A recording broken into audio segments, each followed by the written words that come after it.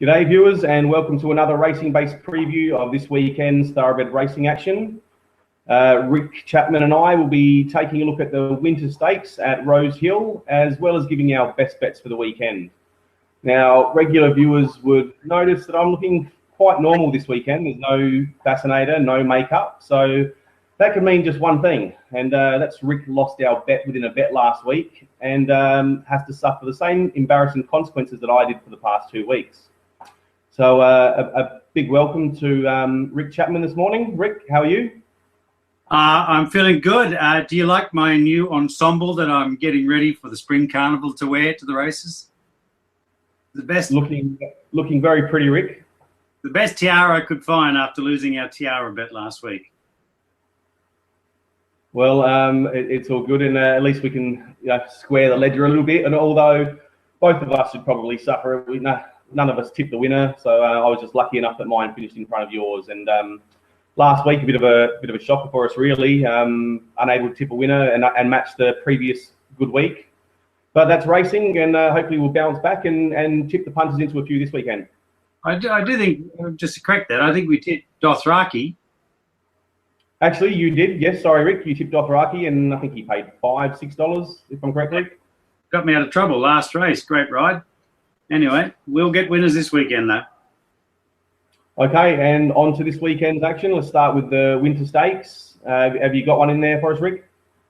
Oh, look, I think it's actually it's a very compelling card at the races in Sydney this weekend, and I think it's a good card too. I have to go with Dan Chai, although I've got a big scare on Bonfire, and I think the former French horse Gosh will run a much better race, but Dan Chai is in form, so I'll put him on top as the one to beat in the Winter Cup there.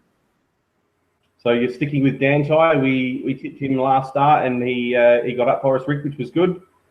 I'm going to jump ship this week, Rick. I do like Dan Chai. I think he's a big danger, but I'm going to go with Gay's horse, Bonfire.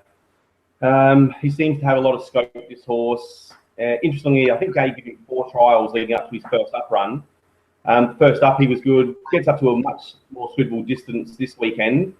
And his track work riders reported that he's come on, he's ready to race, and that's good enough for me. Well, you might be onto something there, and I'm very close to the Waterhouse camp, as you know, and she is doing things differently in leading up to the Caulfield Melbourne Cups. Bonfire being a classic example. We'll see one tomorrow called Cafe Society, who just might be the best of all her runners leading up to the Cups. She's preparing them differently this year, and it may well pay dividends because we've got to do something to stem the European tide. Absolutely, and with a likely wet track on Saturday as well, he's run 6 placings out of, or a couple of wins and placings out of 8 starts on soft and heavy. So I think the going should suit as well. Bonfire's the likely leader. Can't see too much wanting to take him on. So if he gets a soft lead out in front, he might be really hard to catch at Rosehill. It'd be very hard to catch, and your points are very valid, although it is beaming sunshine, 19 degrees here in Sydney right now. But no, it's going to be a great race. I just hope fitness prevails. But that won't be my biggest bet. My biggest bet will come in race 1, and you talk about trials. Well, I've got 4 that I'm backing who are great trialists. First of all, the best bet anywhere in the country comes up at Kembla on Saturday. Satirical Dame, an unraced 2-year-old. Jim Lees has it. It's a flying machine. It will jump straight to the front and will win for fun. Satirical Dame. I also think Lighter in the first race at Rosehill. I've been waiting a bit of time for this horse. He trialled magnificently well. It's a Godolphin 2-year-old, and I just see him storming home to win that. Echo Gal, another Waterhouse trialer. She was very impressive in her trial win. She's come back a little bit better each campaign. She's always had ability as a 2-year-old. She's now a seasoned galloper, and I think she'll be too quick than that. And the big watch of the day has got to be Cafe Society. His trials have been outstanding. They're Fiorente-like. And again, he's part of that Waterhouse experiment of getting the stayers ready mid-year, then tipping them out. He'll go straight out for a 2-week break after tomorrow's race. and it would be nice for him to go out with a victory under his belt. And on his trials, he's going to be extremely hard to beat, Cafe Society.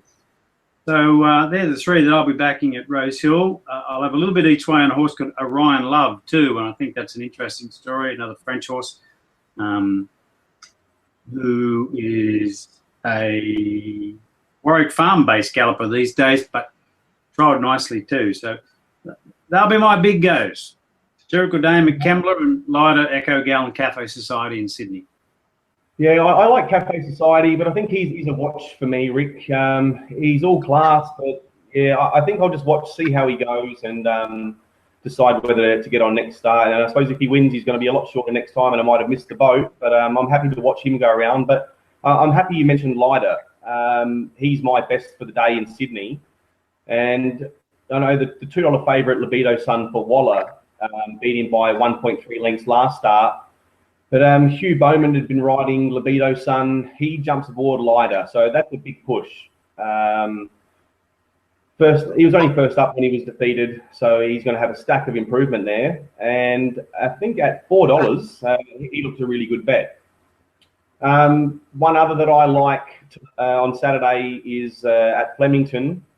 Now, Dilly Engine has to be one of my favourites. I tipped him to Better the Day followers quite a while ago at 40-1, and a few people got on at 60-1 when he saluted. So he's been in sparkling form since then. He normally takes 3 or 4 runs to warm up each preparation, and then he can string a few together. So last start he showed he was back on track. He gets to a suitable track, suitable distance, rock hard fit now after 3 runs, and the Little Engine at $4 is quite an attractive bet, I think. Well, I know he's been one of your favourites, and he does love Flemington, and I do agree with you. I looked at that form last night. That's going to be a race that should suit him. Now that we're going all over the eastern seaboard, McChowie is in that $100,000 maiden at Doomben, and I think he'll lead all the way. And I must applaud the club for putting a $100,000 maiden on, because we have more maiden gallopers in this country than any other grade of race. And I think good maidens should be rewarded for big prize money. A $100,000 race for maidens is a marvellous, I believe, opportunity to showcase horses that are coming through. And Gerald Ryan's horse, McChowie, is pretty smart. It'll go straight to the front and it'll take catching around Doomben. Okay, he'll be one I'll have something on. And Rick, thanks for that. Now, I suppose with our best covered for the weekend, we've got the Winter Stakes covered. But I suppose we're going to make our bet within a bet the Winter Stakes, Rick. Oh, I'm not as confident Danchai can beat Bonfire as possibly should, but okay. Yeah, you didn't have a thing picked out in the big maiden race up at Doomben? No, I haven't, mate. All right. Well, I'll have Danchai and you can have Bonfires, and that's our bet within a bet. So what's the damage?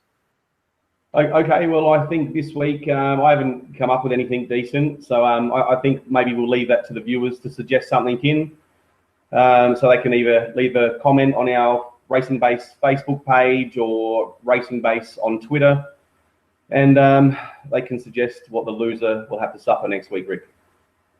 Well, it's probably fair enough. I guess being called the Winter Cup, maybe we should do something about being cold, so the loser sits here with their shirt off. Would that be too hard? Or rubbed up like an Eskimo, either one. Yeah. Oh, well, yeah. I think you're just keen to get your shirt off, aren't you, Rick? Oh, yeah. It's all that swimming I'm doing, you see. I'll lower the camera that day, but I can't see myself losing. Puff it up, mate. Yeah, good. All right. Well, thanks for joining us again, Rick, and hopefully we've steered punters into a few winners this weekend, and I'm confident we have. So good luck to everybody this Saturday. I have no doubt we have, and I'm going to go out and buy a red tie so I can match my tiara for when the spring carnival comes around. Okay, good luck with that. Thanks, mate. Good on you guys. Take care, everybody.